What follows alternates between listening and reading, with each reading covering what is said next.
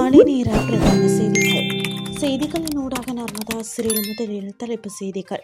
மீன் கட்டண உயர்வு, ஊழியர்களுக்கு 50 லட்சம் ரூபாய் கொடுப்பனவு, தடைப்பட்டிருந்த நீர் விநியோகம் வழமைக்கு திரும்பியது, எண்ணெய் துறையில் முதலீடு தேவைப்படின் இரண்டாவது தாக்குதல், ஈற்றம் அறிவிப்பு. இனி விரிவான செய்திகள். 2026 ஜனவரி முதல் மார்ச் வரை மின்சார கட்டணங்களை உயர்த்துவதன் மூலம் மின்சார சபையில் இருந்து தன்னார்வமாக முன்கூட்டியே வெளியேற தேர்ந்தெடுக்கும் பணியாளர்களுக்கு கொடுப்பனவுகளை தீர்க்க முடியும் என முன்மொழியப்பட்டுள்ளது.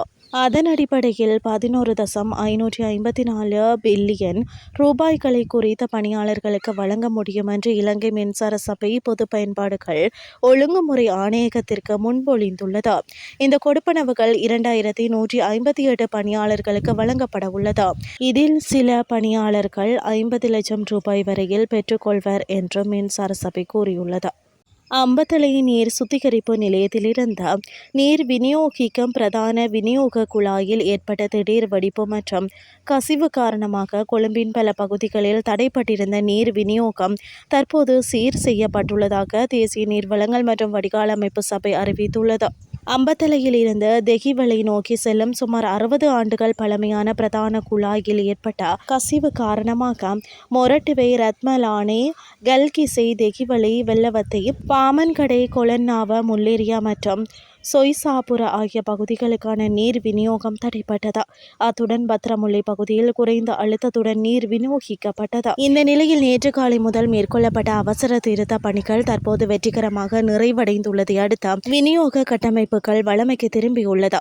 அதன்படி பாதிக்கப்பட்ட அனைத்து பகுதிகளுக்கும் தற்போது தடையின்றி நீர் விநியோகிக்கப்பட்டு வருவதாக நீர்வளங்கள் மற்றும் வடிகால் அமைப்பு சபை உறுதிப்படுத்தியுள்ளது.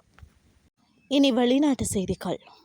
வெனிசுவேலாவின் எண்ணெய் வர்த்தகம் தற்போது முற்றாக வீழ்ச்சியடைந்துள்ளதாக தெரிவித்துள்ள அமெரிக்க ஜனாதிபதி டொனால்ட் ட்ரம்ப், சிதைந்துள்ள அந்நாட்டின் உட்கட்டமைப்புகளை சீரமைக்க அமெரிக்காவின் மிகப்பெரிய எண்ணெய் நிறுவனங்கள் அங்கு நேரடியாக களமிறங்கும் என்று அறிவித்துள்ளார். இதன் மூலம் வெனிசுவேலா நாட்டுக்கு வருமானம் ஈட்டப்படும் என அவர் குறிப்பிட்டுள்ளார்.